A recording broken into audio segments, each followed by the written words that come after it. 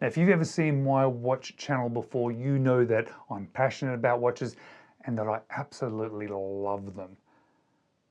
But there's 5 watches or watch types that I would never, ever own. I would not encourage you to own them either.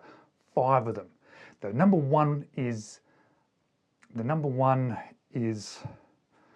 what is it that I don't like again and I wouldn't want to own? Give me a minute.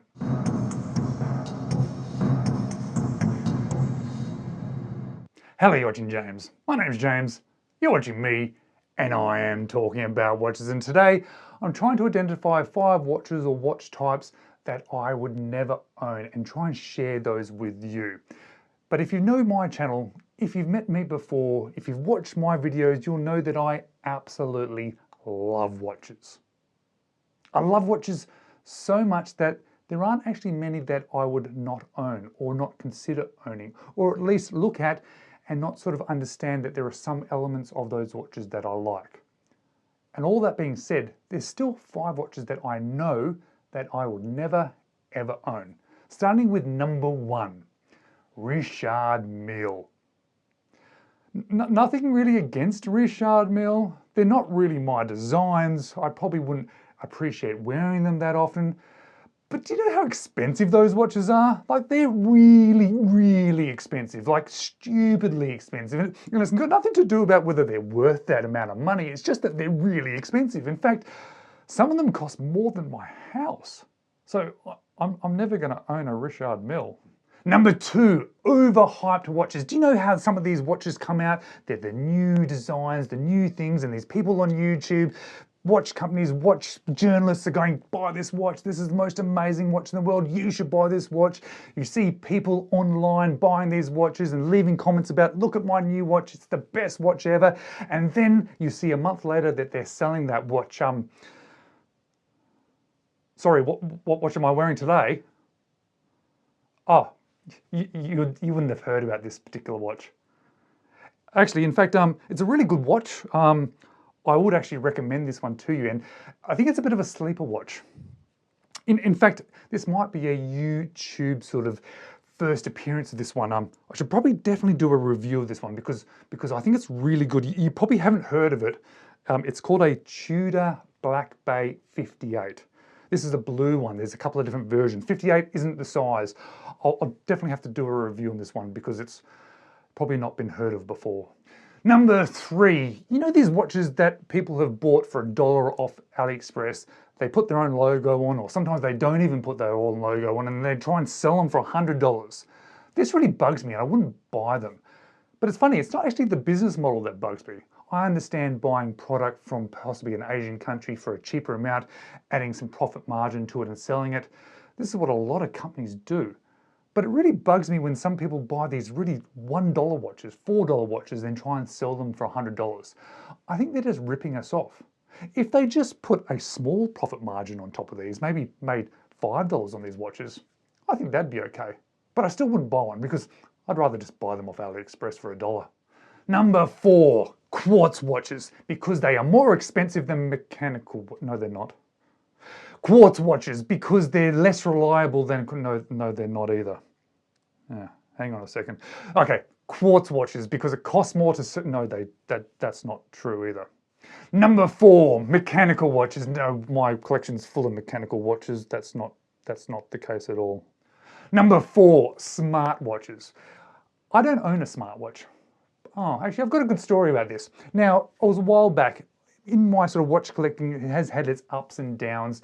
And a while back, probably around about 10 years ago, I bought myself one of those Fitbit watches. And it was ugly. I didn't enjoy the look of it. I didn't enjoy the wearing experience, but I loved the functionality of it. I loved how it really motivated me to exercise. And I wore that watch so much that it eventually died on me. The strap gave out. And when it gave out, it was around about that time period where Apple Watches were just becoming a bit of a thing. I think maybe it was around the 2nd generation. And although I didn't like the look of that Apple Watch, I thought, well, I've been enjoying these functional sort of aspects, the fitness aspects of the Fitbit. Maybe I could buy the Apple Watch instead. And that's what I did.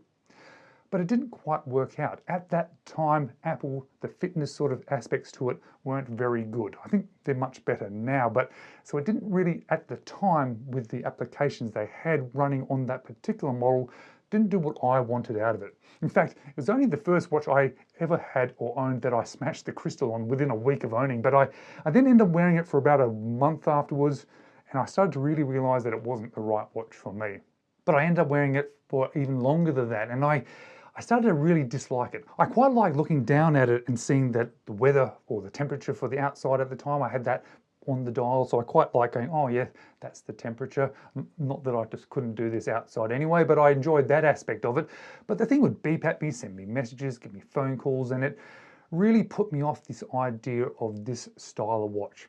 And it put me off this style of watch so much that it reset me with my watches. It reset me back to mechanical watches because I ended up selling that Apple Watch, even with that cracked screen, and I ended up buying myself a Seiko 5. It reset me all the way back to figuring out what I wanted out of a watch. And if I hadn't owned that fitness watch, if I hadn't then bought that Apple Watch, if I hadn't disliked it as much as I had, I don't think I would have been put back onto that mechanical watch pathway, at least not the way that I was. So that means I may not have been sitting right here if I hadn't owned that Apple Watch. So thanks for that, Apple Watch. Number 5 is do not buy watches that you do not like. Actually, I think this is terrible advice. In fact, I think it's terrible advice because it's not explained very well, but if you just look at it, basically don't buy watches that you don't like. If I had done that through my watch collecting experience, I wouldn't be where I am today. I would be literally just focused on dive watches with black dials, and I would never have thought to try or experience other styles of watches. If I hadn't sort of gone outside my comfort zone, looking at watches that perhaps that I didn't like as much as dive watches, then I wouldn't be where I am today with the collection that I have now. In fact, when I decided to start this channel, one of the reasons was to sort of encourage myself to try some different styles. Get outside this sort of dive watches with black dials. And because of that journey, I ended up buying watches that I guess officially I would have said that I don't really like, or perhaps aren't my favorites, like Pilot's watches. Pilot watches were probably on my lowest on the list of watches that were interesting to me. And what's strange about that is Pilot watches are by far my favorite watches. I own lots of Pilot watches.